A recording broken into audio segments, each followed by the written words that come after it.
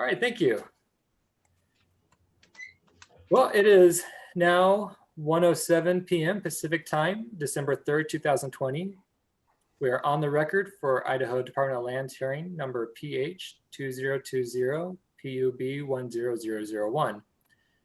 This hearing is related to encroachment permit application L97S 1081B submitted by the applicants Gregory M. and Debra B. Wilson to place riprap on Priest Lake.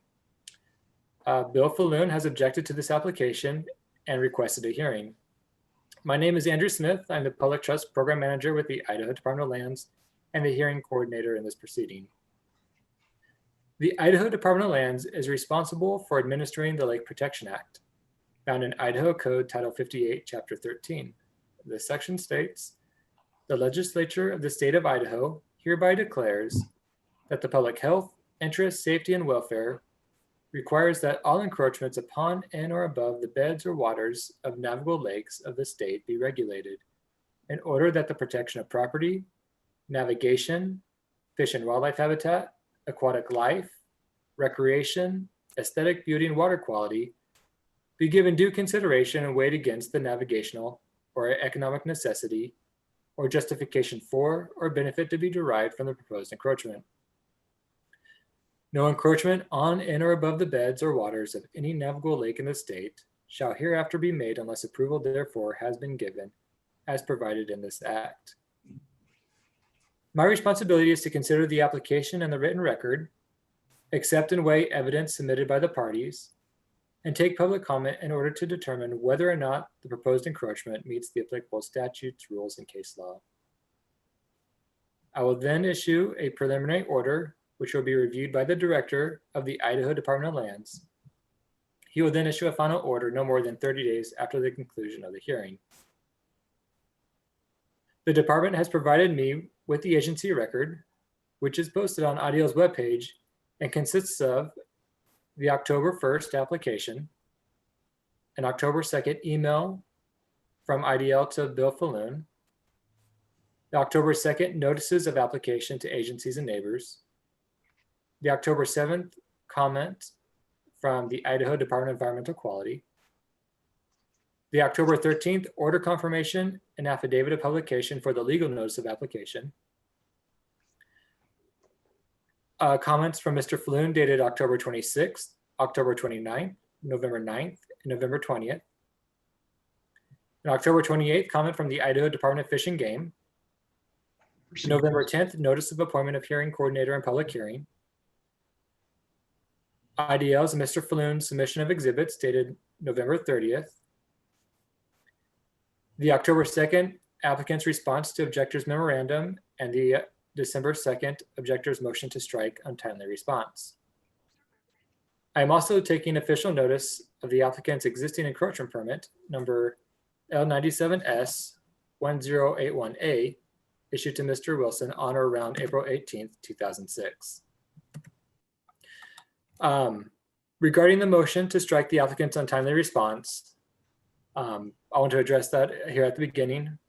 So the applicant's position statement in response to objector's memorandum was received on December 2nd, 2020. This was after the time set to submit and exchange exhibits established in the notice of appointment of hearing coordinator and public hearing. In this notice, the director states that the purpose for submitting and exchanging exhibits by the deadline was to allow for a smoother video conference hearing. The notice does not establish a consequence if the deadline is not met, and it does not limit submission of documents to just the exhibits received by November 30th. So even if I agreed with the motion, there is no benefit to striking it from the record since this is a public hearing and any member of the public may provide oral or written comments until I close the record at the end of the hearing. So for these reasons, I am denying the motion to strike and the applicant's position statement will remain in the record. Now, before I begin taking comments, I'd like to go over a few more items. Again, this is a public hearing. Regarding public hearings, IDAPA 20-0304-01029 states, this type of hearing is an informal opportunity for public comment and does not involve the presentation of witnesses, cross-examination, oaths, or the rule of evidence. Please be respectful and courteous of everyone here. Please make sure all cell phones are in silent mode.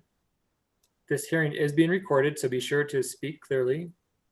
When you're not speaking, please keep your device muted. When it is your turn to provide comments, please begin by stating and spelling your name.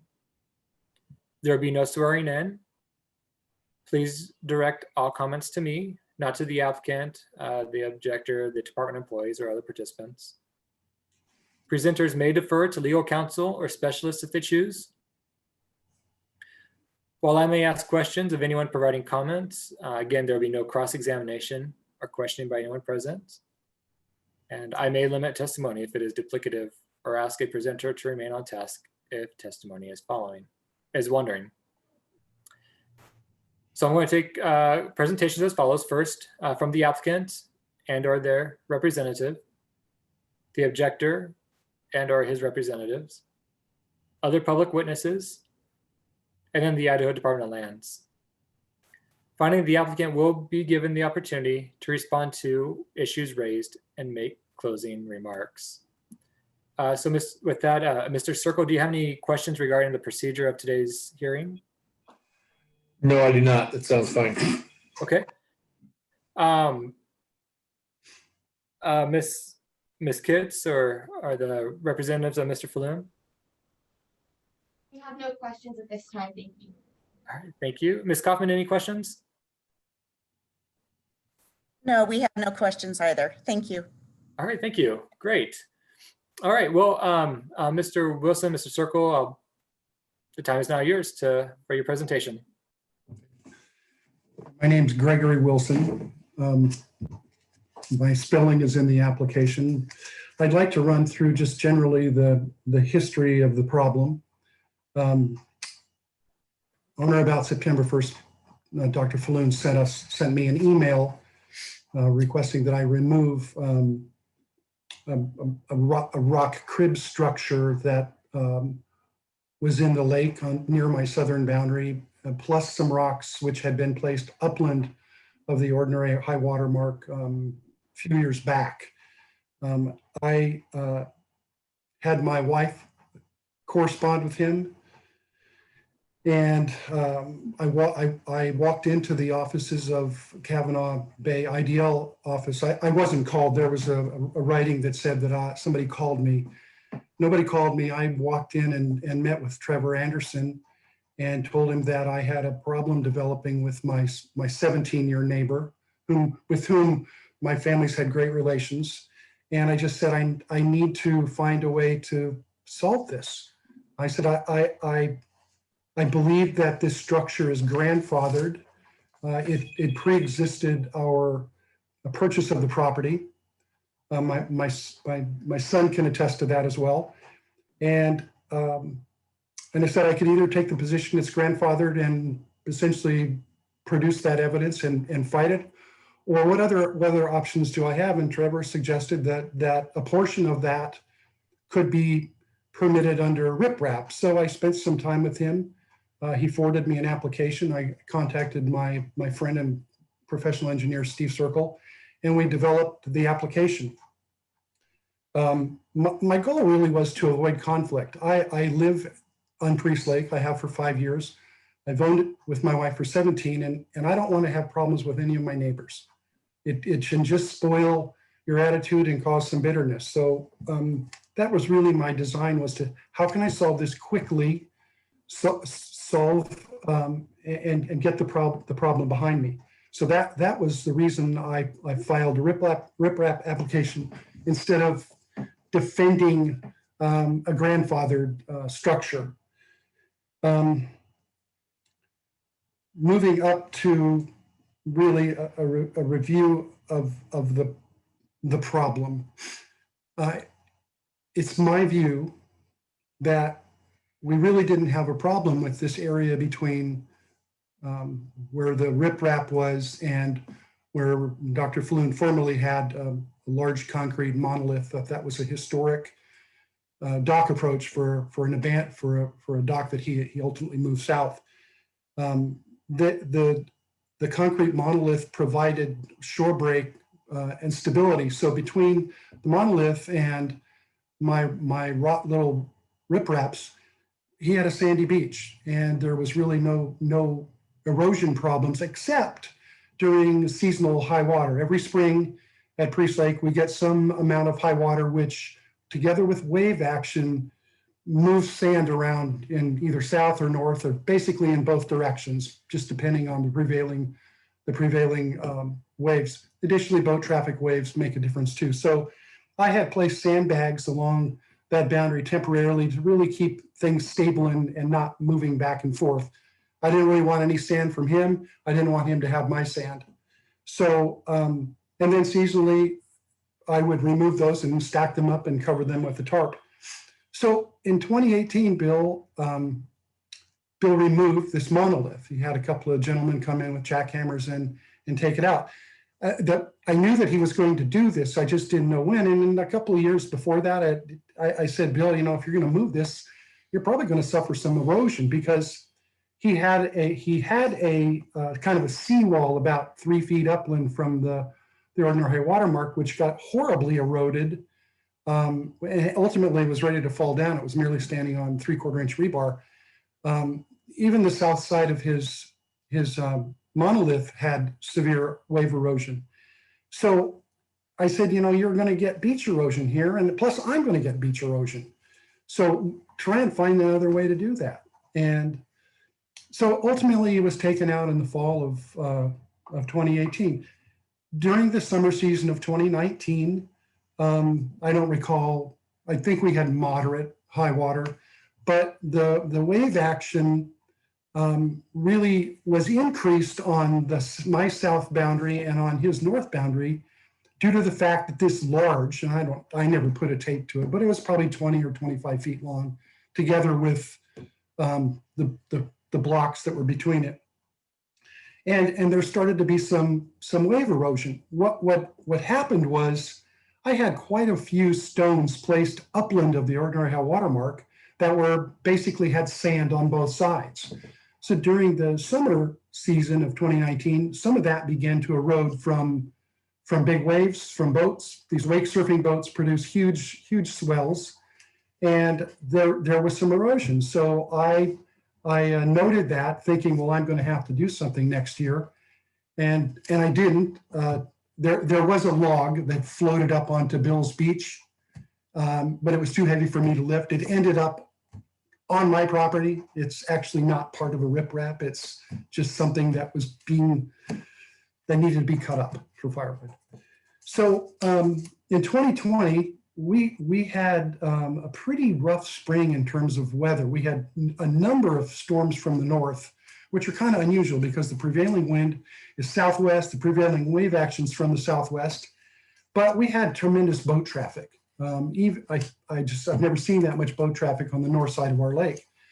And when a big wakeboard boat comes along and they're pushing a 2-foot wake, it makes a huge difference on the shoreline. And I'd actually gone out a couple of times in August and noted, particularly when they had this huge Trump flotilla go by, 200 boats at least, that was really taking some serious bites out of his beach. It was also undercutting my rocks, my riprap, which had formerly been upland of the ordinary high water mark. So I threw some sandbags along the base to try and stabilize things, realizing that something really had to be done about it.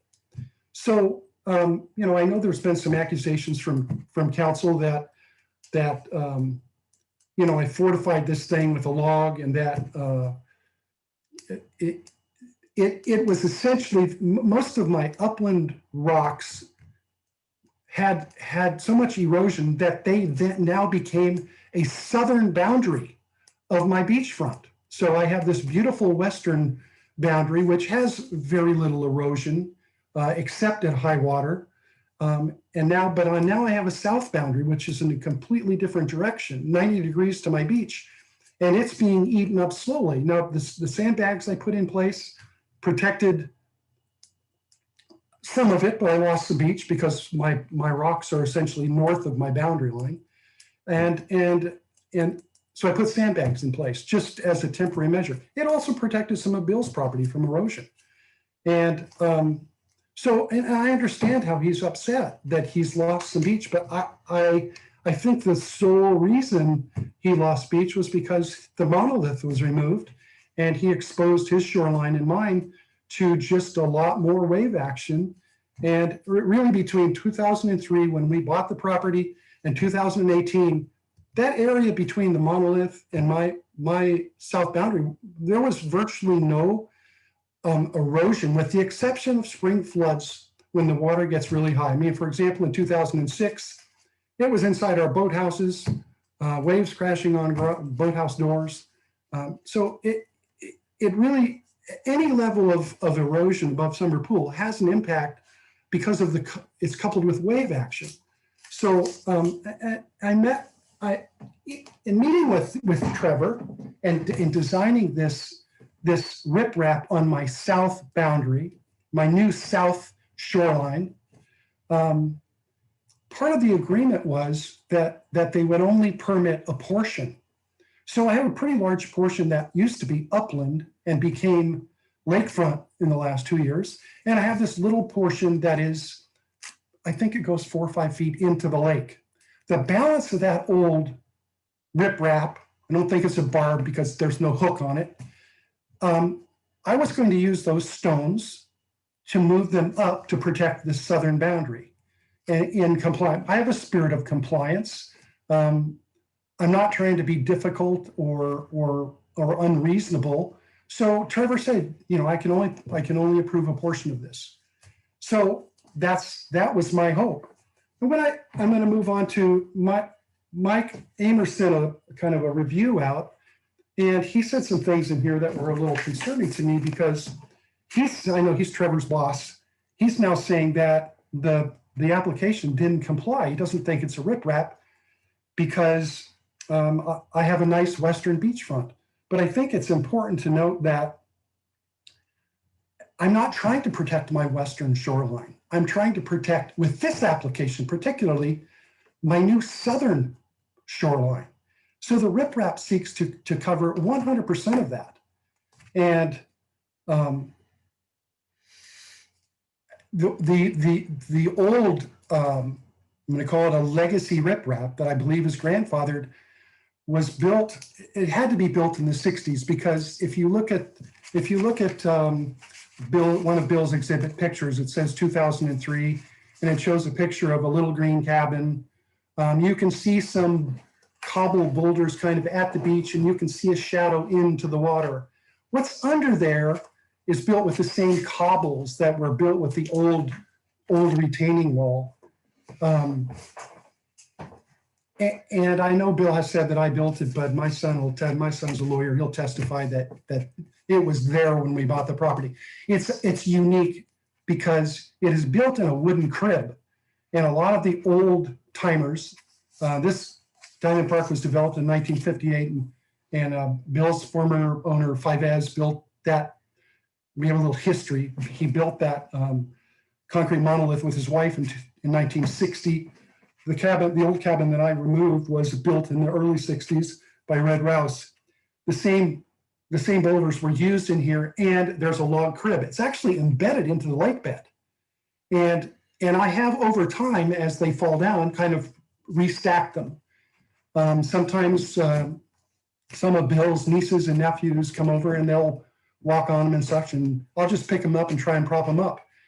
But I think it's important for me to make this distinguishing thing is it looks like it's big today, but a lot of what we're seeing was above the ordinary high water mark when it was installed, and it has since become lakefront, albeit a lake southern boundary.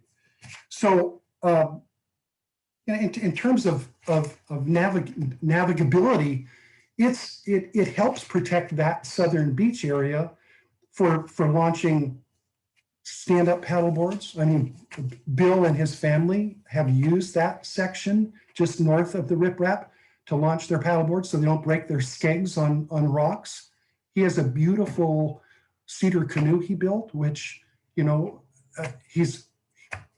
believe he's used it there. But anyway, it's it provides protection or safe harbor, so to speak, for people to launch stand-up paddleboards, kayaks, canoes, sailboats, wave runners.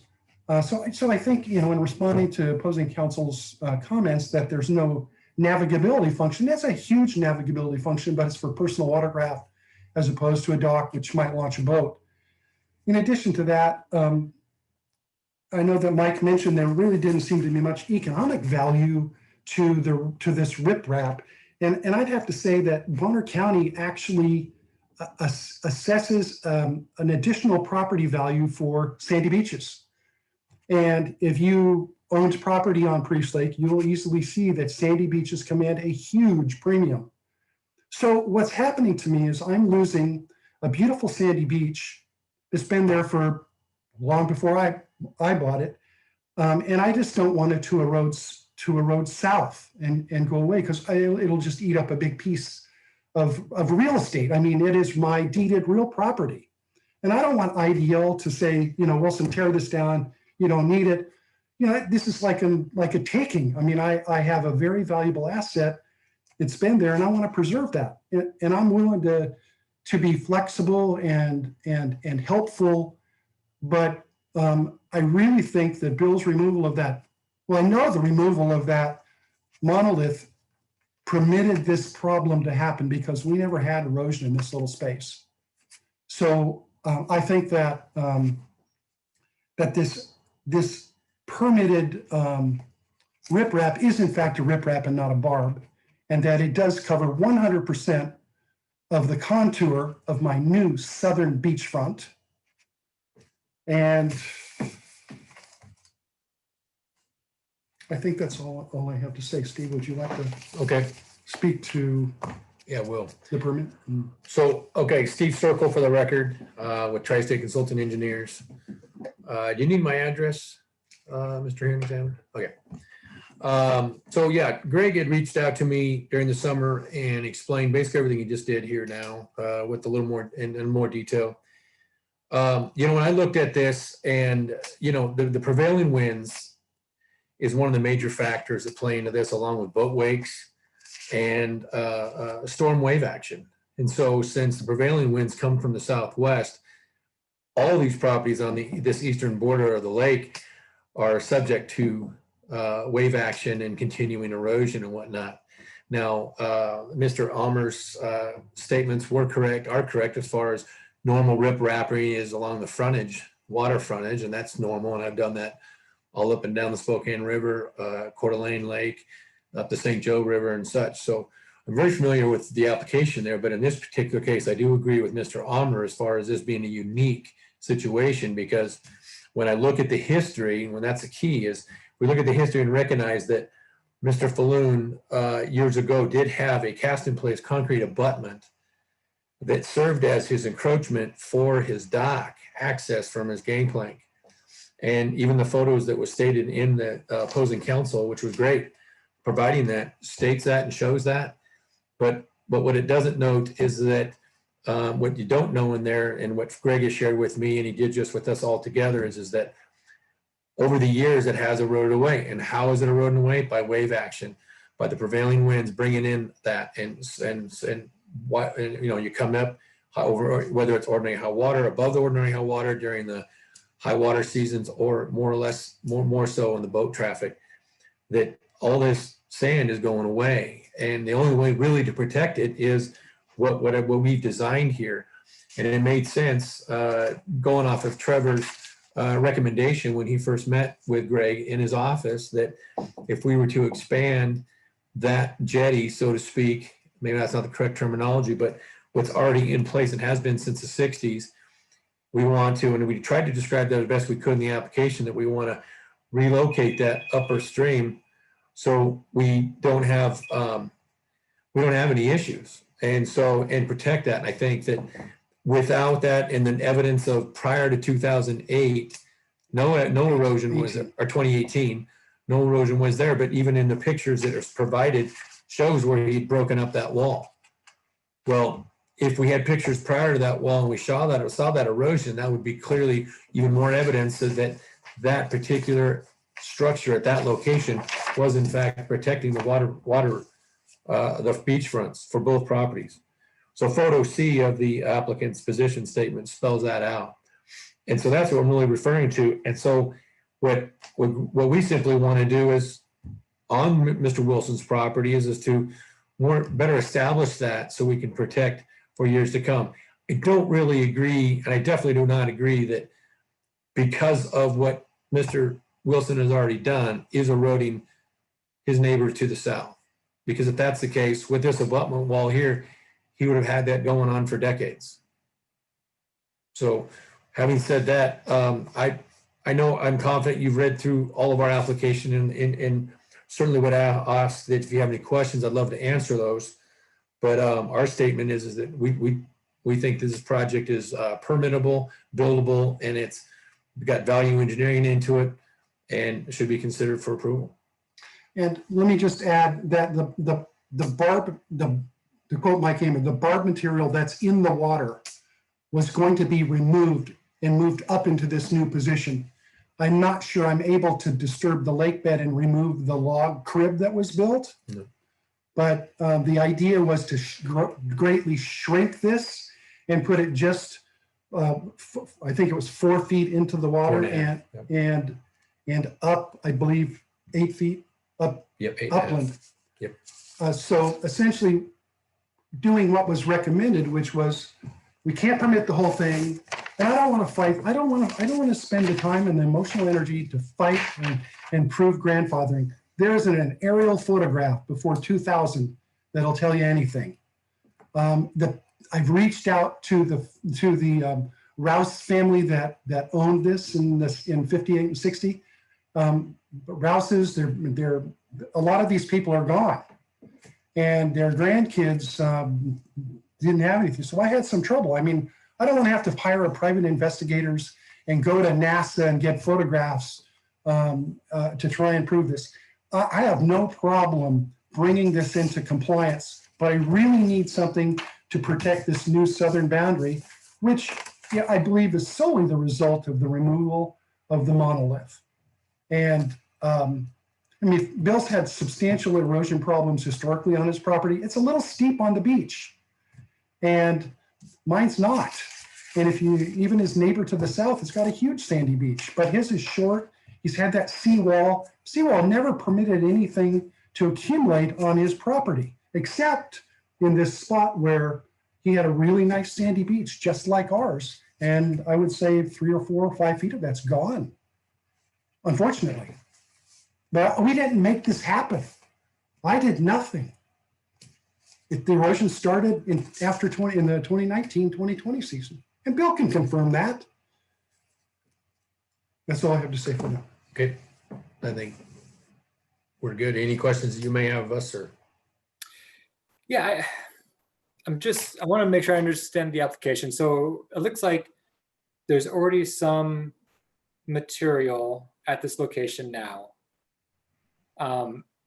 If this application is approved, how much more material will be added?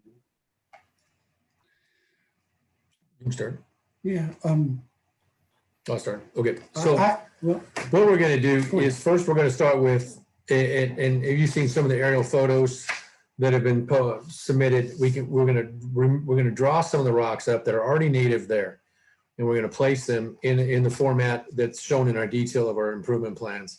And then we're also going to import in dry, clean boulders manually, so we can place those same like material boulders, and we're going to get them from a local source to build that structure that we want to build. So on a quantity standpoint, I don't know, maybe a truckload. No, I think what was it? Less Oh, than, less than a yard. It's in the like application. 8/10 of a yard maximum. Yeah. In the application, we stated that the overall was going to be 8/10 of a cubic yard of material, sir. Okay, so that's in addition to what's already there, is that correct? That's correct. We're not exactly sure what's in the water. Upland of where I added these rocks seasonally to protect from the fall or the spring high water wave action. There's probably 15 or 20 6 or 8 or 10 inch cobblestones. I don't really know what's in the water, but the plan was to remove those and bring them up further. There's probably going to be this crib, which is I don't know, it's just a makeshift crisscross log structure that they threw these cobbles in.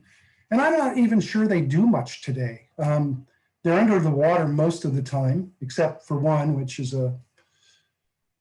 was actually used to measure summer pool.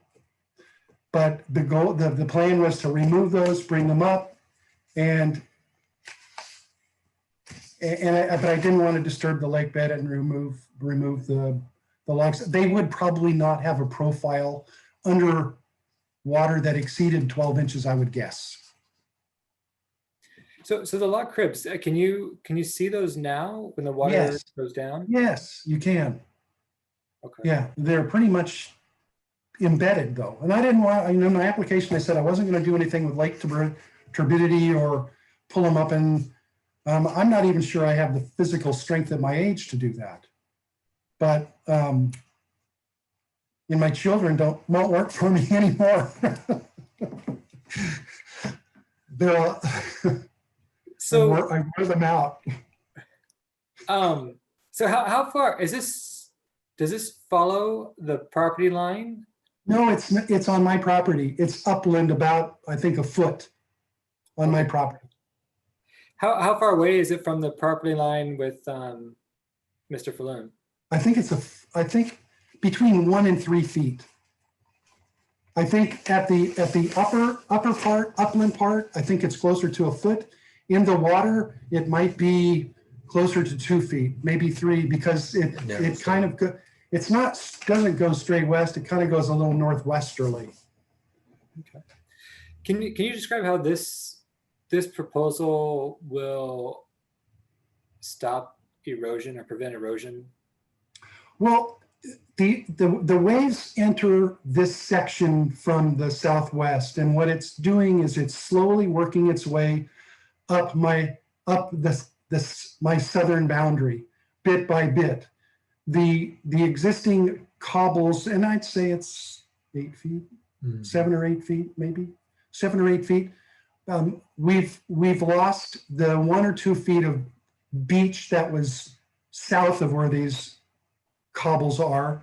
And I would think with another couple of seasons, we would probably lose another, well, it's about 4 feet now. It'll probably go 8 or 10 feet. But we can get these big melts. I mean, if you don't live on a lake, you do not understand the dynamic nature of the beaches or even the weather. The weather in the north of the Narrows at Priest Lake, this is an extreme climate. 6, 8, 10 feet of snow, thunderstorms you can't even believe, windstorms that in the last 2 years, we've had incredible 60 plus 70 mile an hour windstorms from the Northeast, drop trees everywhere. I mean, the weather has really become more extreme. The boat traffic's become more extreme. These wakeboard boats are really the bigger problem with the shoreline erosions. If you couple that with high water, part of the problem on Bill's side of this is his boathouse, where his beach sort of begins, is pretty high. It's much higher than mine. So what's happening, if you look at the contours of his property, he has virtually no sand in the middle. A lot of his sand's probably on his neighbor's property to the south, the Aspens. But it's in that area that the elevations, I believe, are lower. And it's undercutting toward his boathouse. So that's probably the most area, in my view, the area that's most susceptible to wave erosion. If you look, you could disagree with that, but I mean, you just look at the photographs. My photo C on my December 2 position statement shows a 2010 photograph where he's got a nice beach, but he still has some kind of erosion down here along the head of this between the two monoblocks. So I just think that area is subject to more erosion because I think over the years that big monolith caused a lot of sand to accrete south, and it got caught there. So what's happening is the rate of erosion is a lot greater because it's at a higher elevation. And I agree with him. I mean, I was shocked. I stood there and watched chunks of it fall in, and I was afraid to sandbag it for him for fear he'd be angry with me for throwing a sandbag on his property. But, I think I'm sorry it happened, but, I didn't do anything. We haven't done anything differently except add a couple of rocks for high spring. And more recently, it's just been sandbags because I can remove them in the summer and stack them. But now with this thing gone, it's rough, and I feel bad for him. And I feel bad that I'm losing sand too. I mean, I feel worse today because I'm being accused of being the cause, wrongfully, in my view. So on a technical standpoint, I want to address a little bit of that question as well. In a river, you can have accretion and decretion. And accretion is depends on where the river bends. Parts of the beachfront will grow in years where others will decrease. Now, in this particular case, and you think about the prevailing winds and boat wave traffic and whatnot, the thing that's keeping Mr. Wilson's sand on his site and not eroding as much as Falloon's is because of the existing rock cribbing he has in there that was placed in there decades ago. So if he was to reestablish that, then it only just helps protect the property that he has. So when you have the wave action coming in, it's not forcing the sediment to travel down or up. It goes out and then returns back to some degree. Now, of course, it doesn't all come back. We know that, but that's really how, honestly, a lot of how this element and this design can work in a positive manner to protect the property's frontage for years to come.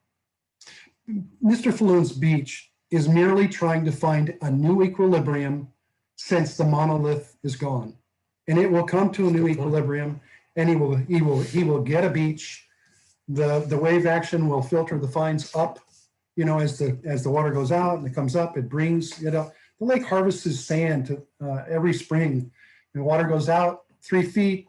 You get wave action in the winter, and the water rises in the spring. It brings the fines up. So there's this really a sand harvesting action of a lake in the springtime, and I think that his beach will reach that equilibrium at some point. But right now, it looks awful.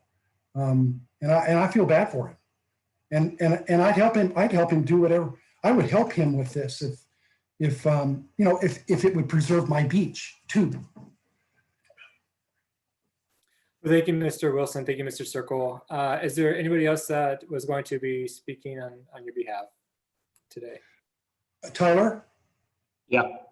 Would you like to add anything to this? For example, I would like you to speak to the fact that what we observed at the southern shoreline when we bought that in 2003, and you kids were out there. My son's not a kid anymore; he's 35. When you kids were out there, what did you observe? Yeah. So when the property was purchased in 2013, I think there's 2003. Sorry, yeah, 2003. Apologize. There's a picture in the objection here.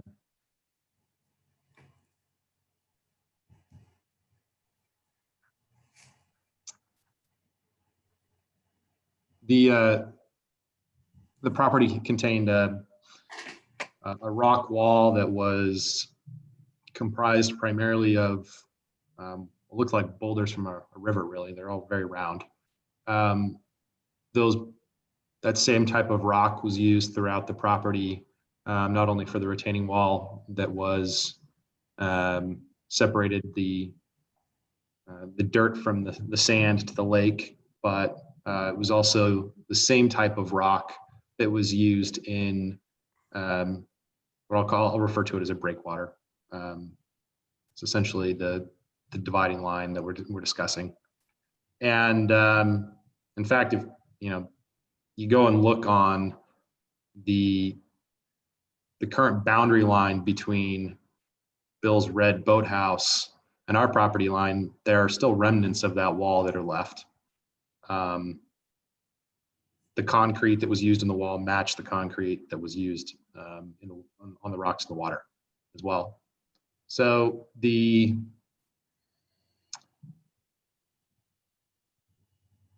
follow on to that, I can confirm that, you know, prior to 2018, Bill had a nice beach. In fact, I had conversations with him multiple times when he was talking about removing that monolith, saying, you know, I don't think you want to do that. It's holding all that sand for you. If that's gone, there'll be nothing to hold the sand anymore. And I wasn't thinking of the erosion that would occur on my parents' property, but it's just force of nature. You know, you have something holding sand in place, you remove it. If you don't replace it with something holding the sand in place, the sand's going to go somewhere else. I think that's all I can really add. Yeah. All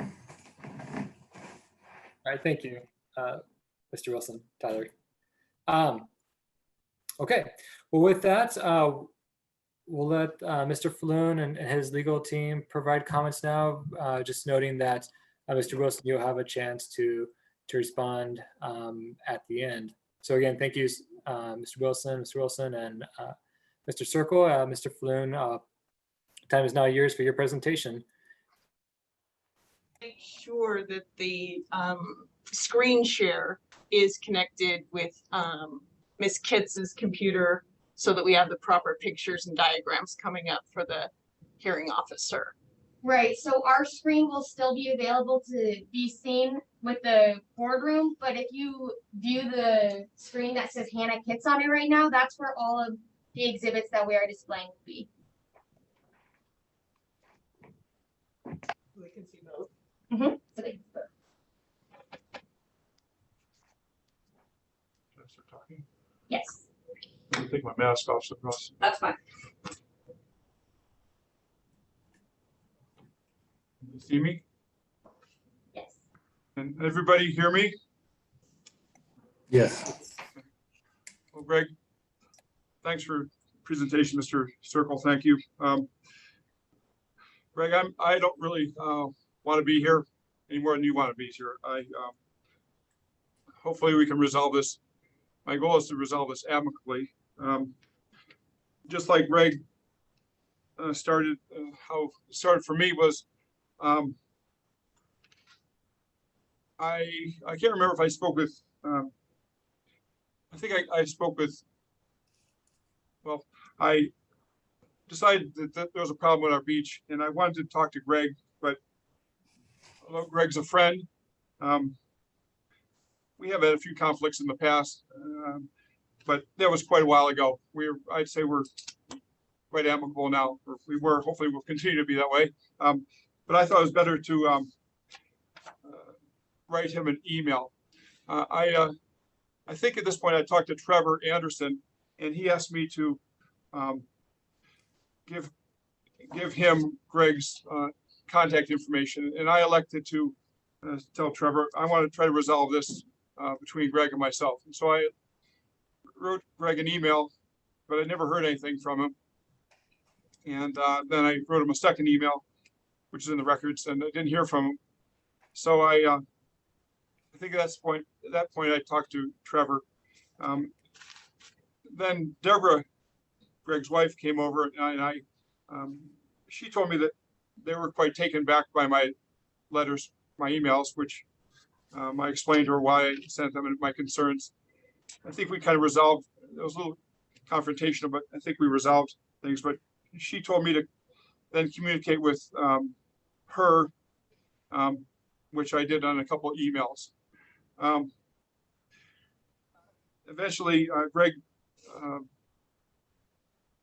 applied for the permit, and I was told that I could object to it, which I did. To go through things, what's that? Yeah. Starting with I'll just go through the history, just sort of like Greg did, in my history. I bought, if you want to go to picture one, I bought the property you see here from Gary Fivas Mr. Fivas, and I did contact Mr. Fivas, and I have documentation here which I received about a week or so ago that basically it says that there was no rock barrier or rock structure that extended into the lake. He and his family purchased the property in June of 1965. The Rouses did have some cedar logs on the beach that he estimated were 4 to 6 inches in diameter and 20 feet long. But he said that there was no rock barrier or rock structure. And this was when he owned it from 1965 until I purchased it in 2002. But be as may, picture 1 here shows when I purchased the cabin, and this is the old dock there, which was not in good repair. And my first objective when I purchased the property was to remove that because it was not very functional. And you can see the boathouse, which is still there, and you see the approach, and you see the 2 cement blocks there, which Greg calls monolith, which we can refer to it. That's fine. And the wall across the front of my property, which I later removed, as Greg said. A few things. One is I don't know the exact dimensions of those blocks, the monoliths. Greg referred to it as having some cinder blocks between the 2, which there was not. There was occasionally some cinder blocks there when I had a boat ramp, I mean a boat lift, but there weren't any cinder blocks between the 2 cement blocks. But anyway, you can see the the shore looks good in front of the boathouse. If you go to picture 2, you can see that now this is a couple years later. I did move the dock and the approach. It's a little difficult to see. The boat lift is in the way, but you can see the 2 cement blocks are in the background near the boathouse there and out toward the lakeside. And you see the Wilson's old retaining wall on the shore there, and there's no beach erosion, and I guess you can see a few rocks there, but there's no really any structure there at the property line. You go to picture 3. Again, this was taken in 2005. It shows the Wilson's old cabin and their old retaining wall parallel with the beach, and there's no erosion and no. I guess you can see, look there, maybe a few rocks in there, but again, Fivas said that they weren't there previously. If you go to picture, let's see, picture 4. Again, this was taken after the Wilsons had built their new cabin. How you can tell that is because the retaining wall on the shoreline there that we're pointing to is now has nice big rocks and boulders there, and it's well constructed.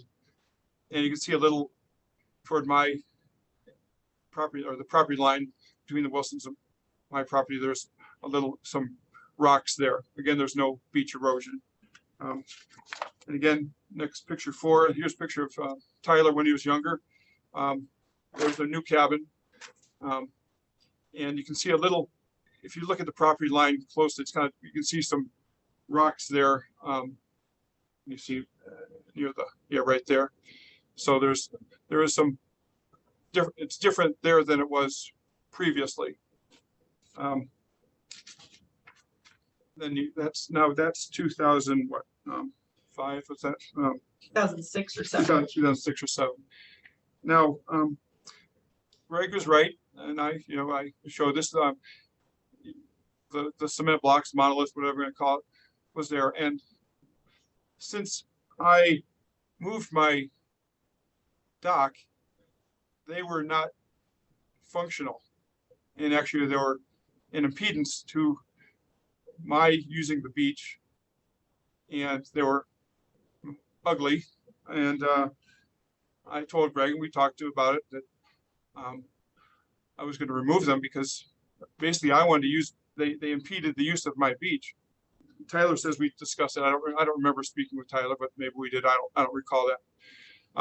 So Greg said I chopped those up with this. I rented a jackhammer and jacked it all, broke it all up. The reason why I took that is just to show Shelley that what I was doing that weekend. But you can see that there's their retaining their rocks there at the property line and the log, which Greg says floated up, and you go toward their cabin more. You can see the distance between the log and the retaining wall is about, I don't know, I estimate 15 to 20 feet. I'm not really sure, 10 to 20 feet approximately. You can scan out. So I then hired a few guys, younger guys. We removed all that, took it all to the dump. We carried up the stairs, but anyway, yes, maybe we removed it.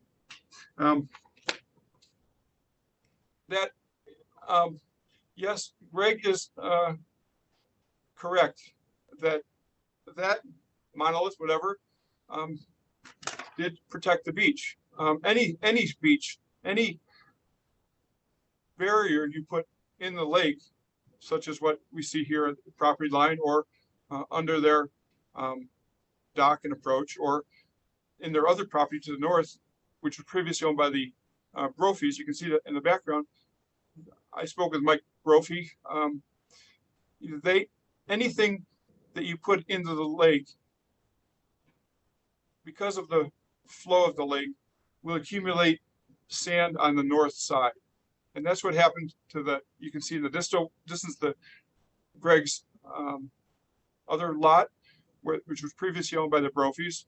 And you can see his barrier there under his approach and ramp, and there at the property line. So anything you put there is going to be beneficial to the property to the north and detrimental to the south. And you can scan out there. So now this is that's picture 8. No picture here. Well, anyway, this picture shows this was taken in August of 2020, and again, can you go back to picture 7? Picture 7 shows now the log that was there is much closer to his retaining wall, now a few feet.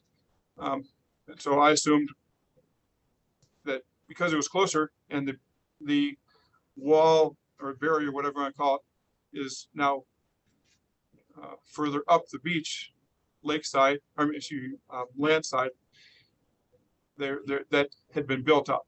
And in addition, he had put the sandbags that are seen there and what he referred to. But you can see the erosion of my beach. It's obvious there. So you can go to the next picture.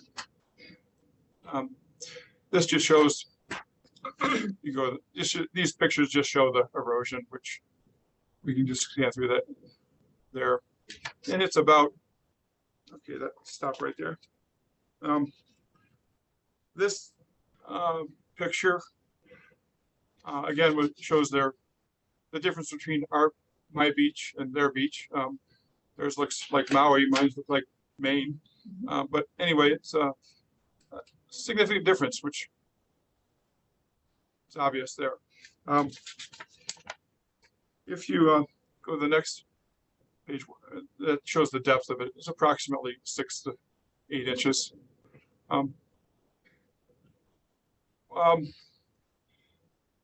This was a concern of mine, is that when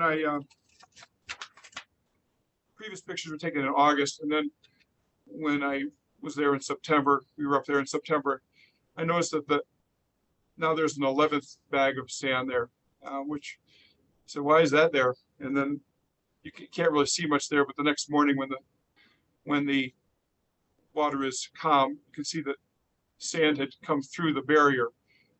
To be honest, that kind of irritated me. Thinking, what the heck? Any sand that comes through, it's going to be blocked. So that was a concern.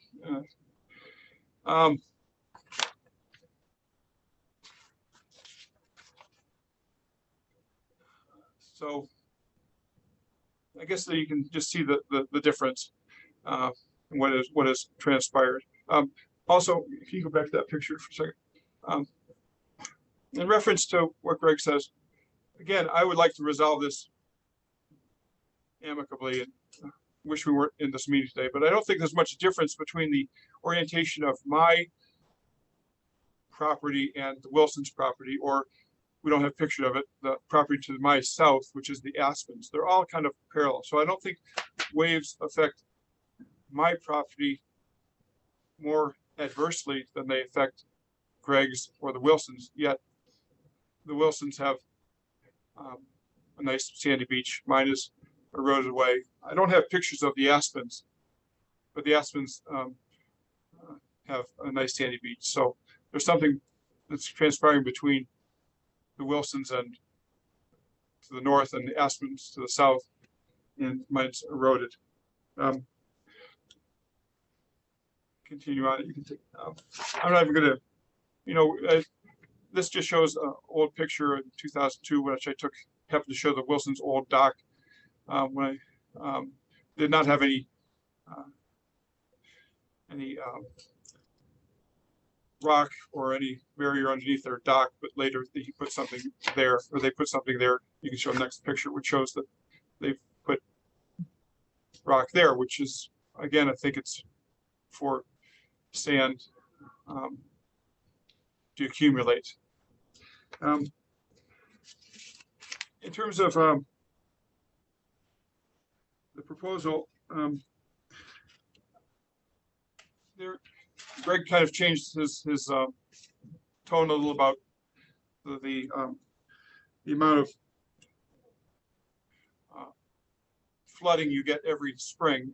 Initially, this proposal he said 18 to 36 inches, which is not really true. I had documentation that showed that, in fact, there's all of the years from 2000 till 2020, the erosion. You can go to the elevation of the lake at springtime. Can you go to keep on going down the table below? Really? Keep on going. Yes, I think so. Oh, go up. I must not be. Let's see. Where's the table? This here?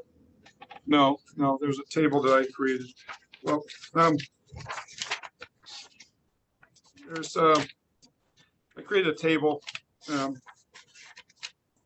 here. With the graphs? Yeah, the graphs that show the not the graphs, the table of the records from year. Well, anyways, it says that I can just tell you it's divided into from 0 to 6 or 5 of the years of those 21 years. There was no, it did not, the water did not go above the high water mark. Not that, there's a whole table that, yeah, that's it. Yeah, that's what I'm looking for. Sorry. From 6 or 5 of those years, the lake elevation never went up above summer pool. 5 additional years, it went only up less than 6 inches. Again, it went up from 3 inches, 2 inches, 3 inches, 4 inches, 4.2 inches, and 5 inches above summer pool. 6 of those years, it went between 6 and 12 inches, and it lasted for about up to 11 days. You can read that. Basically, the bottom line is there's about 75% of the years it never went above. It went up above. It was 12 inches or less above summer pool, and ranged from 3 to 11 days. So anyway, the lake does go up and down. It varies from year to year, but it's most years it does not go up. And we have had some erosion, but I mean some elevation of the lake, but it doesn't go up significantly for many of the years. Okay, you can go back to.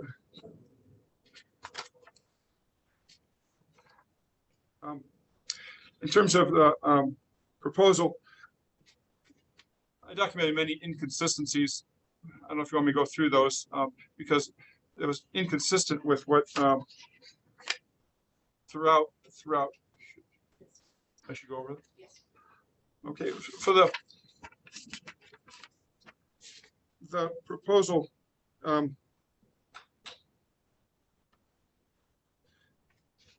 It says, first of all, it says that on the bottom of page 1, it said that the purpose of it was to block 16, that's a lot, to detail each work activity and overall project. But the Wilsons own lot 16 and they own lot 17 and I own lot 18. So maybe it was a misprint but they were trying to block themselves to creating to dealing with the shoreline between our property lines. So that was a misprint, or they own lot 16. Then number 2 is what we talked about just a moment ago about each spring the lake floods 18 to 36 inches above the summer pool, but that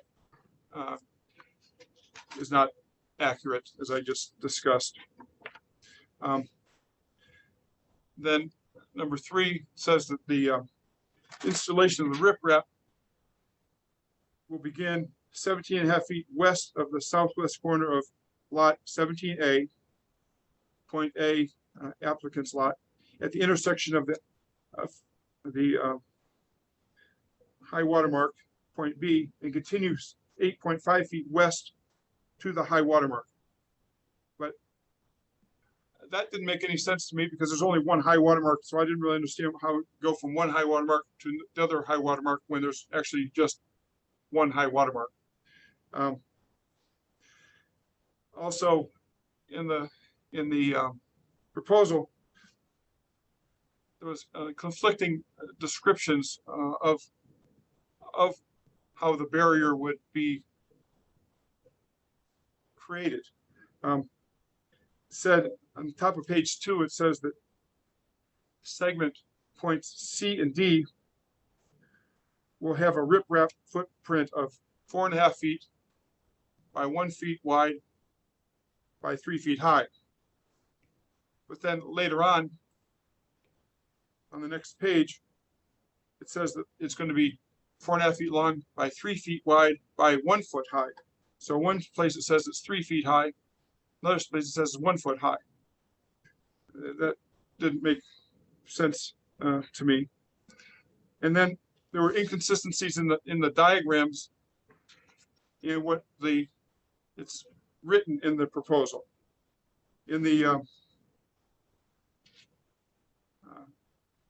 this diagram 1,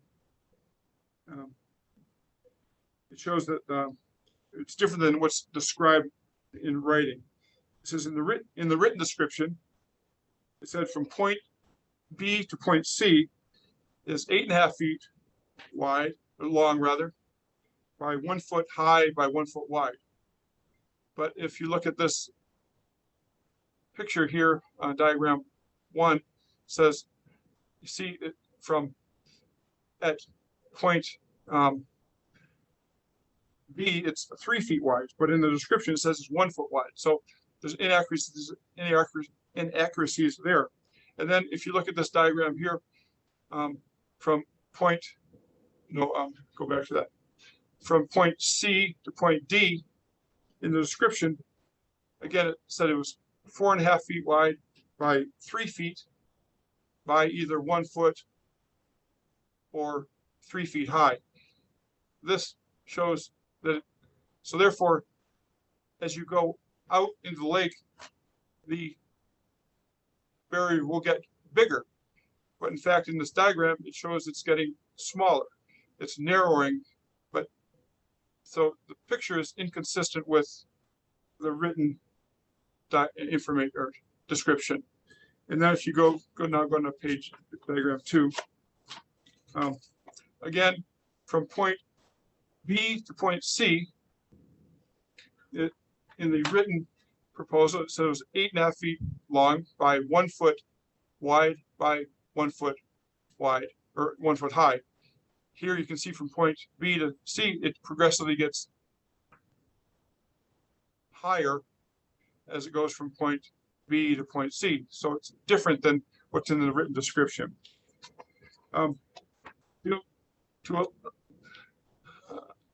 To better visualize what the barrier would look like, I elected to create a barrier, and so I put markers A, B, C, and D on my property next to the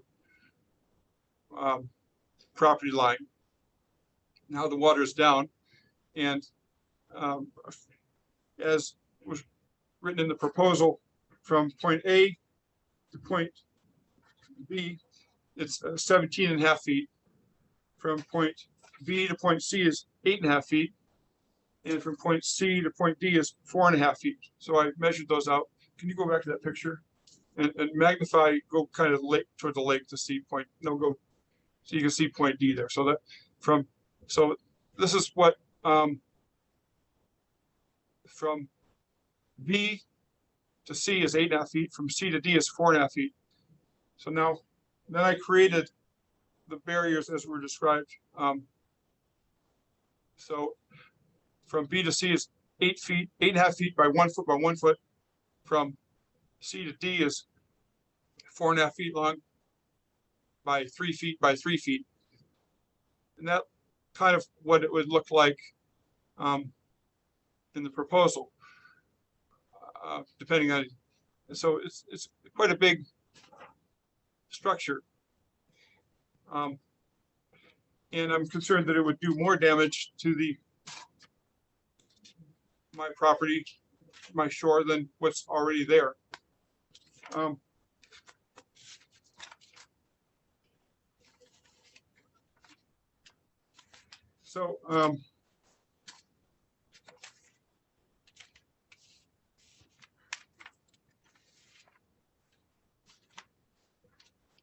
guess I would like to,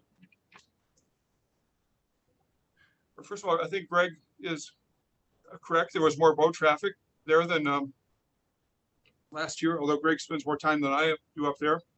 But I don't know if the boat traffic preferentially erodes his beach more than it erodes my beach, or vice versa, because we're right next to each other. If there's any way that we could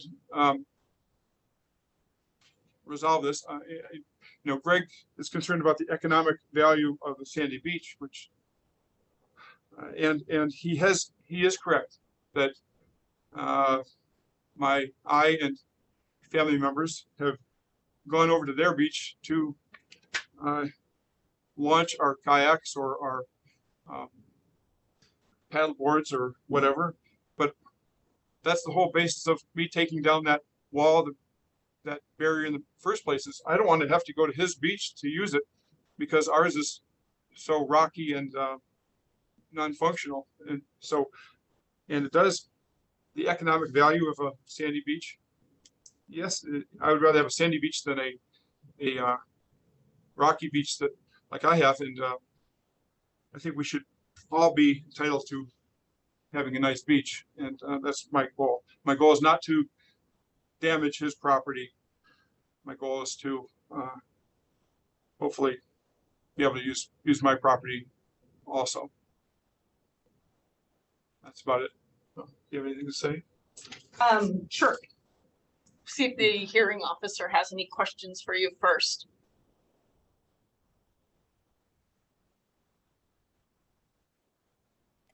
Let me unmute myself. I don't. I was going to ask some questions about the photos, but you walked me through those and answered the questions that I had, so thank you. Okay, for the record, Michelle Fulgham, attorney with Lukens and Ennis, representing the objector, the adjacent property owner. The legal standard, as the hearing officer, Mr. Smith, is completely familiar with, requires that the burden of proof be carried by the applicant. And that's Mr. Wilson is required to establish sufficient proof on all of the elements of his application and his claims. And he has not met that burden of proof here today. The legal standard under Idaho Code 58-1305 requires that he establish that his proposed encroachment does not infringe upon, impact the adjacent property owner's rights. And he has not met that burden of proof. His encroachment, which we have to back up a little bit, because any encroachment is regulated and no encroachment should be established in Priest Lake without prior approval. Mr. Wilson admits, and it's undisputed based on the pictures, that he has enhanced this encroachment. He has been putting rocks there. He has been putting sandbags there. He has been enhancing and significantly building up this encroachment without approval, without a permit, and without permission. That proposed encroachment that he's asking for now, in conjunction with the encroachment that he's already built up, is impacting negatively and infringing upon the adjacent property owner's rights.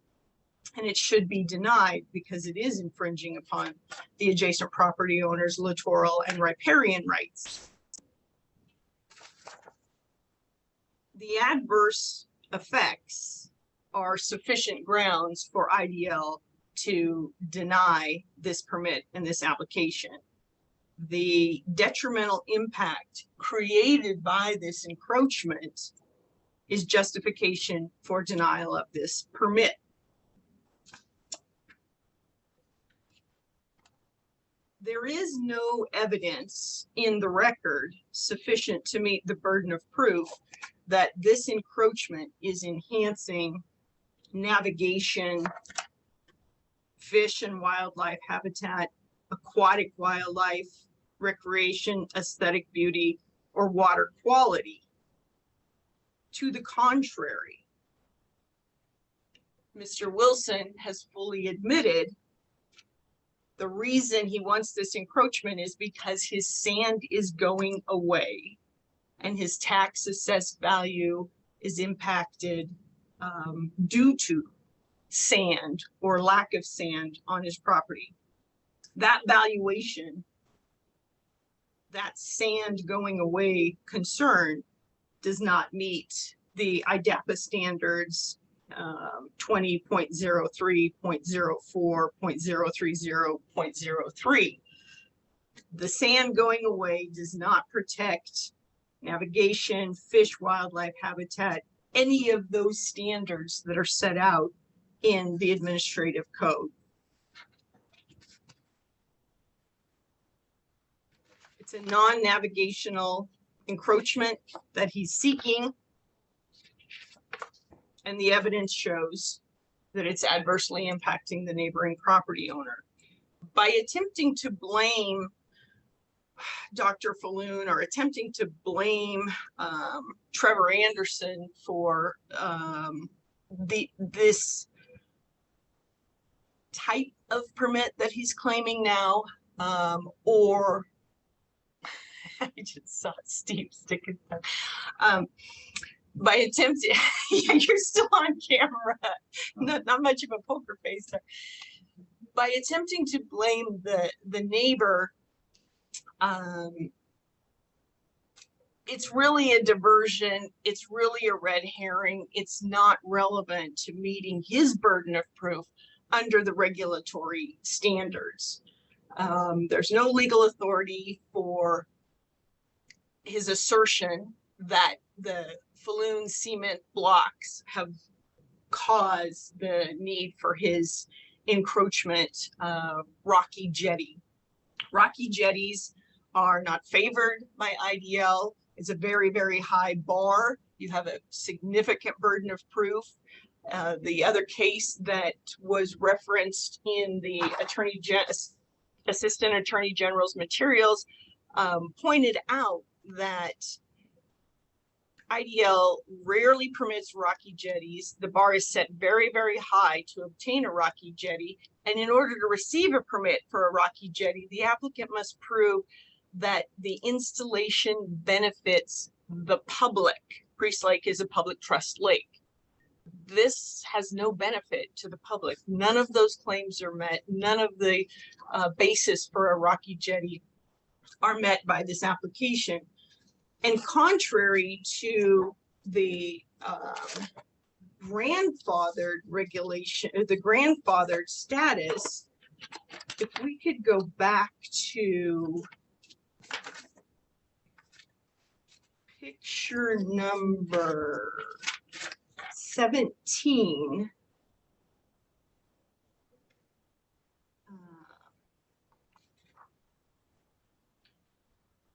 And numerous other pictures submitted by Dr. Falloon support this, but picture number 17 is a fall 2003 old dock depiction, and the dock is sinking because it's not supported underneath by a rocky jetty.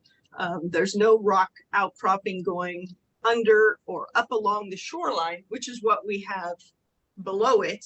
In 2020, you see the rocks that Mr. Wilson admits having placed there.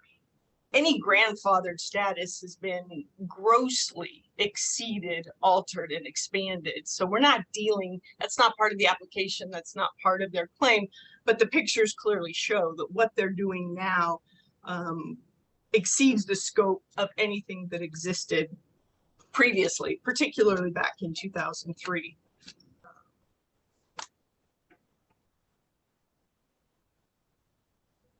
Because there is no navigational necessity as required under the Lake Procedure Act or IDAPA, sufficient grounds exist for denial of the application, and that's what is requested. Do you have any questions for us? I don't, thank you. Okay, so next I'll turn it over to Ms. Kaufman and the Department of Lands for their presentation. Thank you very much, Mr. Hearing Officer. I'm going to just let Mike Amer present and talk about IDL's technical review of this application. Hello, everybody. My name is Mike Amer. I did provide the hearing statement earlier in the week. However, there have been some changes to it. So I'm going to go through and read my statement. Good afternoon. My name is Mike Amer. I am the Lands Resource Supervisor for the Public Trust Program at Idaho Department of Lands. My purpose in being here today is to provide you with information regarding IDL's assessment of application for encroachment permit number L97S-1081B, filed by Gregory and Debra Wilson. In my verbal statement today, I will also supplement my statement by addressing some of the points or concerns that were raised by the parties in the materials filed this week prior to the hearing. The applicants are seeking an encroachment permit to place between 3 and 8 feet of riprap along their shoreline at their mutual property corner line shared with Mr. Bill Falloon on Priest Lake. The timeline has not changed from my hearing statement that was already provided, and a lot of this stuff has already been addressed in the hearing today. So I'll skip over the timeline. I'll also skip over the section 2, which was the applicable legal principles. All of those IDAPA and Title 58, Chapter 13 sections remain the same, as well as the procedure section 25 that in regards to riprap, seawalls, and jetties and bank barbs. Which takes me to section 3 of my analysis, which is IDL's analysis of the application's compliance with Lake Protection Act and rules. Greg and Debra Wilson are littoral owners, and their property has approximately 75 feet of waterfront, making them eligible to submit an application for encroachment. There is currently an existing unpermitted rock structure, which sometimes includes sandbags, that extends out into the lake at the proposed encroachment location.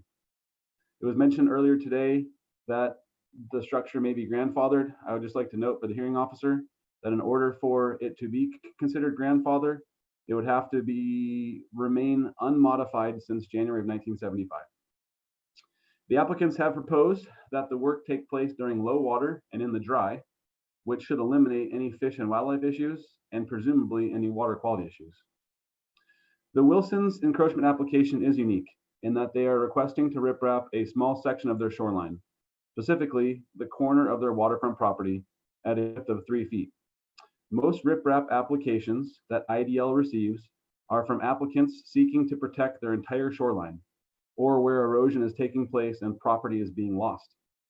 While the LPA rules do contain some standards for riprap, as described above in section 2, the rules do not address every issue regarding to riprap.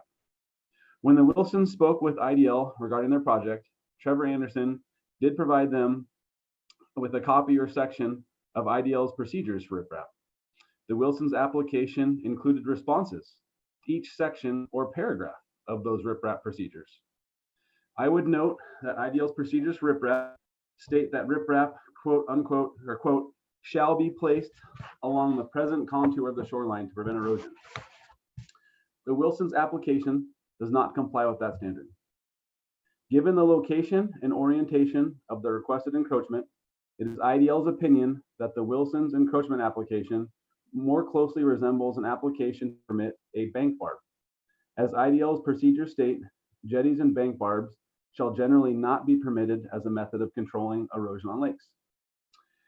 In my 6+ years working for IDL, processing and reviewing encroachment permit applications, to the best of my knowledge, all riprap applications were to install rock parallel to shore. The Wilsons have applied for 3 lineal feet of riprap that extends out into the lake beyond the ordinary high water mark, 4.5 feet on the northern side of the encroachment and 8.5 feet on the southern side of the encroachment. Typically, if IDL received an application to install rock perpendicular to shore, it would be considered a jetty or bank barb. Bank barbs are generally not allowed as they have the potential to disrupt natural sand flow along a lake or river shoreline and can result in sedimentation for some properties, where docks can become unusable without dredging activities, or scouring for other properties where they lose their beach sand and gravels. Additionally, all riprap applications I worked on did not involve mortar for the riprap, as this one does, but rather the filter fabric and or sand gravel layer as described in IDAPA and the procedures. The photos submitted as exhibits by Mr. Falloon show that the Wilson shoreline is not steep. There is not a bank to protect from erosive forces, no property is in jeopardy, and that the existing bank barb may be causing inconsistent sedimentation issues between the Falloon and Wilson properties. The photos submitted by Mr. Falloon and the Wilsons also show that the Wilsons already have a rock wall farther up the beach above the ordinary high water mark and outside of IDL's jurisdiction that appears to protect their upland property. In the past year, IDL worked with 2 separate applicants on Priest Lake that hired a water resources engineer / hydrologist to address bank barb issues, specifically the effect bank barbs have on sediment deposition. If the hearing officer's decision is to grant approval for the application, IDL recommends that the Wilsons consult with the hydrologist as well to ensure that the proposed encroachment does not cause sediment deposition or scouring issues in the area. Finally, I would note that Mr. Falloon and Mr. Wilson have raised concerns about other non-compliance issues in their statements. Any such non-compliance issues are outside the scope of this hearing and will be addressed separately. And as I said before, I did skip over section 2 of my statement, which was the applicable legal principles. Nothing had changed in that aspect of the statement, and I did skip through the timeline, which also had not changed from when I submitted the statement.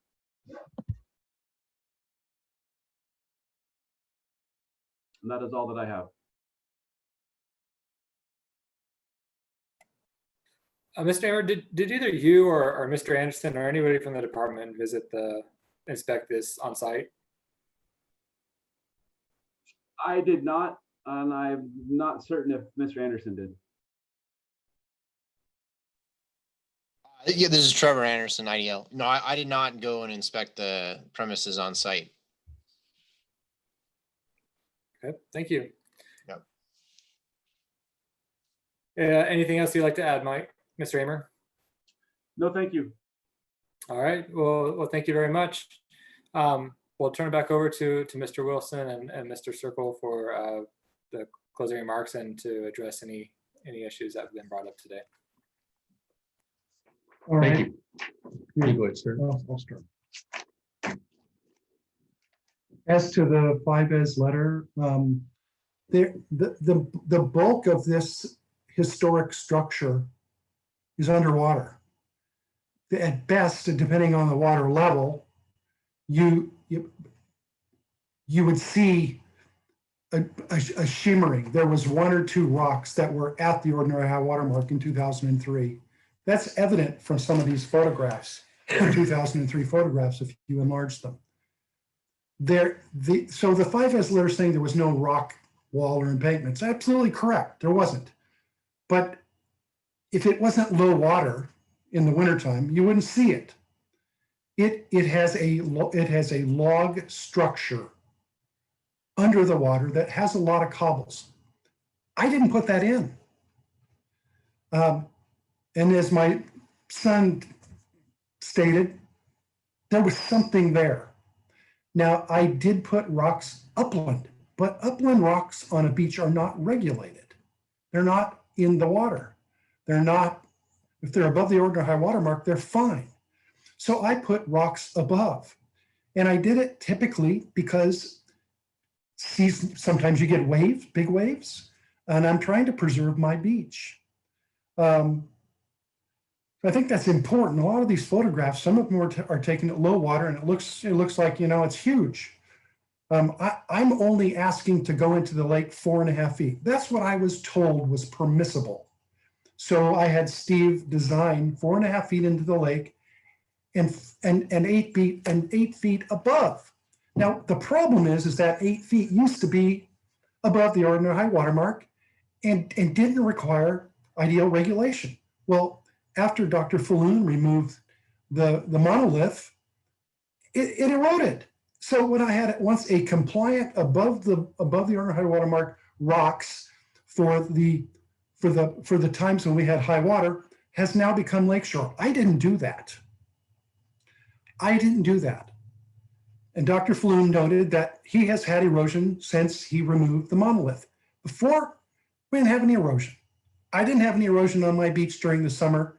He didn't have any erosion on his beach frontage in the summer. However, he's made a big point about the water levels and the flood levels. The one in 2006 and 2007, it was pretty devastating. 21 inches. 21 inches goes up the lake, goes up the beach at least 15, 20, 25 feet. His boathouse and my boathouse were standing in a foot of water and the waves were crashing against the doors. So, I think that's kind of irrelevant though. It's a fact of life. Any spring flooding is going to have an impact because of wave action. What we're talking about here isn't high water erosion. We're talking about summer pool erosion. All of his problems have happened in 2019 and 2020 because of summer pool erosion. Now, when we really get a high water, he's going to lose a lot more beach. Right now, his beach is probably stable, except for the huge waves or big storms. He stated that he took the monolith out because it was non-functional. Well, that may be true for approaching a dock, but it was hugely functional to dissipate wave energy and protect his beach, which he's admitted he had problems after he removed it. And so did I. I've lost beach as well, undercutting my little rock wall. Again, the 5S letter, there was no rock wall. There's a rock crib, principally underwater. And I propose to remove most of that and only have a little 4.5 foot section in the lake. And the rest of it would be upland, kind of it would all be upland mostly, I would say of the, what is it, 12 feet, of the 12 or 13 feet? 13.5 feet. On my side, most of that's going to be upland of the ordinary high water mark. It is. On Falloon's side, most of it's going to be lake frontage. Now, and I hear what Mike Amer says about, you know, normally they issue ripraps for the entire contour, and he's right.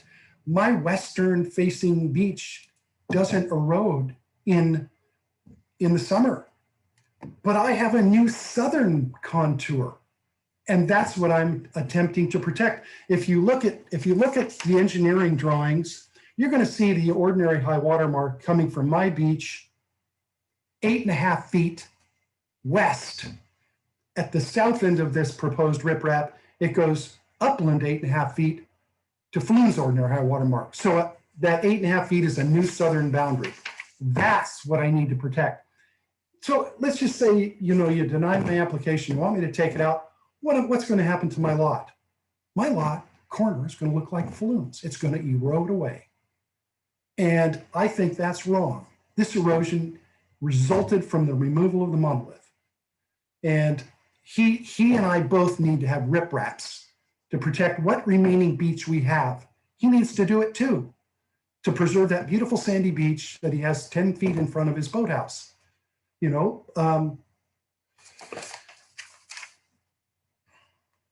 and as to the burden of proof, you know, the ripraps specifically says it's designed to protect from shoreline erosion. You know, and the economic, you know, it has a navigability function because people, Bill, my family, launch personal watercraft at the side of the riprap because the beach is sandy underwater for at least 3 feet, and it doesn't damage their hulls. You know, and it also has an economic value because if you own property on Priest Lake, as I said before, that sandy beach has value. It's taxed. And personally, for me, it's the most valuable piece of deeded real estate I own is my sandy beach. And if I'm not permitted to protect it from this wave action that's resulting from Bill's removal of the monolith, then I really think you do a disservice to me and deny me the right to protect my property. The only that little riprap is not causing him erosion. It is stopping erosion, stopping my erosion on my property, which is caused by somebody else's actions. I've done nothing. And again, all those pictures of rocks at the low lake level, those used to be above the ordinary high water mark. They didn't require permission. But now they do, because in the last 2 years, I have a new southern boundary that's being hammered by wave action. Now I need protection and Bill needs protection. So what's unique is this problem has given me a southern boundary that requires protection. I'm not asking for western riprap boundary protection because I don't need it. I have a lovely beach and I have forever since I owned it. That's why I bought the property. It had a nice beach. So I think my burden of proof is I have shoreline erosion and I need protection, and IDL has the power to give me protection. Bill also needs protection, and you have the power to give him that protection. It would be nice if we could fashion a remedy that would protect my 8.5 feet and protect his, you know, and I'm willing to work together with him on it. I just don't want to lose the corner of my beach, and I shouldn't have to, you know, and I don't want to deal with the technicalities of not having, you know, if opposing counsel wants to say it's a non-navigable feature that serves no public interest benefit, you know, it does. And Bill even said he uses it. And if it weren't there, they wouldn't be able to, well, as far as I'm concerned, he's part of the public. He did use it. His family from Arizona uses it. And you know, I just don't want that gone because I didn't do this. I did nothing except try and protect my beach. This erosion came from the southwest. It went right through the space where that monolith was. And he knew, he was told by me, number of times, you're going to lose beach. I didn't say I was going to lose beach. I'm surprised I've lost beach, but I need protection. And that log again, it's sitting above the ordinary high water mark. It's not regulated. It's not mine. It floated up on his beach. I picked it up. I lived there. I watch this every day. I have for 5 years. I've lived there in the summer since 2007. I go there every weekend in the winter because it's an incredibly beautiful place in the winter. I know the life of this place, and we both need protection. And the impact of me putting 4.5 feet into the lake far outweighs me having 15 feet under the water. And I don't think that does me any good, but it's a lot of work to get it out. And maybe those cedar logs that 5S talked about, maybe those are the ones that are installed in the lake bed. I don't know. A lot of these people are gone. I mean, so all I can say is I need help. And I'm willing to walk away from any claims that there's anything grandfathered and fix it. I love this lake. And I'm a steward of this lake. But if you make me remove this completely, I will lose a significant piece of value. My beach will erode to gravel, like Bill's is eroding to gravel. All that sand on top there that you see in front of his garage, that's from high water erosion off my lot, 6-8 inches, and it was something we shared. And I said, please don't take that away because it's going to cause a problem. And I said, hey, I'll help you build you can do a little deck on top of those things, sit out there and drink wine in the summer together. But, this removal caused him a problem, it caused me a problem. I just need a remedy. Please. So I think by me removing most of what's in the water, that's probably been there since the 60s, and getting it stuck in this little 4.5 foot piece that is into the lake on my side, and 8.5 feet on his, which used to be my upland beachfront, which now has been subject to regulation, is a really minimal impact. I mean, we take care of the lake. You guys, you people aren't up there enough. And we clean the lake. We pick garbage out of the lake. We try and preserve the shorelines. We are the lake stewards. And I haven't done anything in this lake to harm it. I'm trying to protect my little piece of heaven here. And I know Bill is too, but I live there. I'm not a weekend summer resident. And it's very personal to me. And this is a difficult thing for me. Why I didn't talk to Bill? Because I am very emotional about this. That beach was worked so my grandchildren could build sandcastles, like his nieces build sandcastles right in front of that riprap. It provides a public service because it gives us a little piece of beach. I'm really sorry his has eroded, but he needs to do something now because I guarantee you next spring, he's going to lose 3 feet of that. And he can have my sandbags that are under that tarp to throw out there to get temporary protection until he gets a permit. But I just need help. I need a solution. I went to IDEO looking for a solution. I want this resolved quickly so I don't have to waste the emotional energy on this. I don't want to be angry at Bill. I don't want to be bitter. I'm going to sit on my dock in July and drink a glass of wine, listen to music and say, hey, Bill, how are you doing? Come on over. I don't want to think that he caused me all these problems, finding these little issues. And we play tit-tat here. He knows how this, he put a log on his southern end to catch sand. I didn't want to say that. That's petty. That's petty. But he's doing it to me by complaining about, under my dock, there's a little protrusion which wasn't there. You're right, it's not. I'll permit it if that's what it takes. But it's so small and makes no difference in the greater picture of life on the lake. But if you guys want me to pull this thing out, just give me someplace to put it, because I'm not hauling it up the hill. And I will spend untold sums of money to defend it if I have to go the grandfather route. Because that property is valued at $2.5 million. So, Steve, you talk to the engineer. Okay. Excuse me, if you had any questions, I apologize. No, thank you. Thank you for your comments. Thank you for opening up.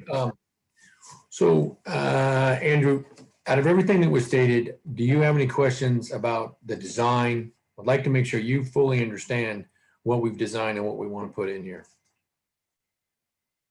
Do you have some of the same confusions that Dr. Falloon had?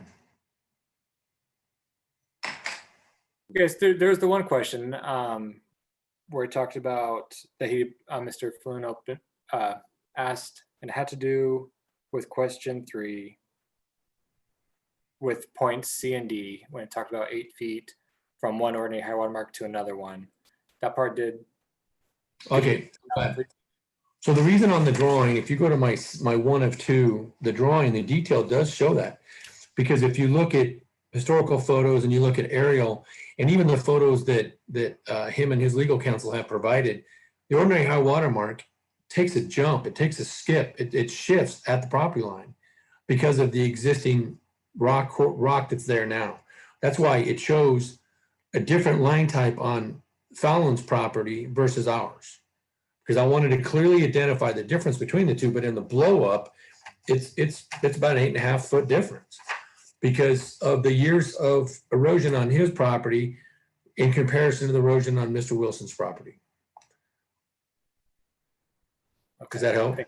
I think, yeah, thank you. It's the new southern boundary. It's the new southern boundary, realistically. Yeah. Okay, thank you. Yeah. So, and to I feel like I should address some of my design with Mr. Falloon. I apologize that it wasn't as clearly understandable for you on the designs, but realistically, our design is 3 feet wide at the upland side, narrowing down to 1 in the water. And that's the engineer in me that maybe not be able to translate that as well, because the exhibits that he built were kind of backwards. It's going to be wider and bigger on the upland side, and it's going to be narrow as you go into the water. There, hence being less impact. And it's real similar to what is there now when we bring that rock up. So I think that he might have just got the impression or the interpretation backwards on that. The fact is that, and I think that Mr. Wilson and Mr. Falloon both have agreed that with notable difference of erosion before and after the removal of the precast concrete abutment wall, the monolith, clearly is what has driven this. And not only, and it's not all of it's driven it, but then with the boat wave traffic, the storm, prevailing winds, and whatnot coming to the shore, I think it's a legitimate request to be able to do this. And really, it's already been there for decades, as we've stated before. So if we were to better enhance that, we're in a better situation. And I guess I would answer any questions you may have this time, but I think we are in full compliance, and I apologize. I wasn't licking my lips at you, Michelle. I just happen to do that sometimes. But other than that, answer any questions you may have. Sorry, I was, what is he doing? No. I'm sorry. I don't have any further questions. Thank you, Mrs. Circle. Thank you, everyone, for your participation today. I really appreciate the good dialogue, the explanations. There's a lot for me to go back and review as I work on this preliminary order. It's not going to be an easy task. But again, I want to thank you all for all of your help. A decision by the Idaho Department of Lands will be made within 30 days from the close of this hearing. That would be January 2nd, 2021, but since that is a Saturday, the deadline would fall to that Monday, January 4th, 2021. So having Just before we close the hearing, I wanted to make sure, before you close the public record, that the November 24th, 2020 letter from Gary Phoebus was submitted during the course of this hearing.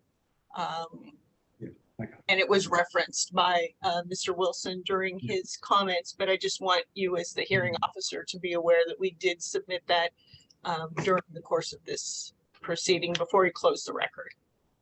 Thank you. Let me find that real quick. Can you reference that one more time, please? Sure. It is dated November 24th, 2020 to Idaho Department of Lands from Gary Phoebus, F-I-E-B-E-S. Fizzy. Michelle, I'm not sure the Grand Commissioner was on the email list. I don't have his personal email, but it was sent to his assistant, Who is? Kay Rooney.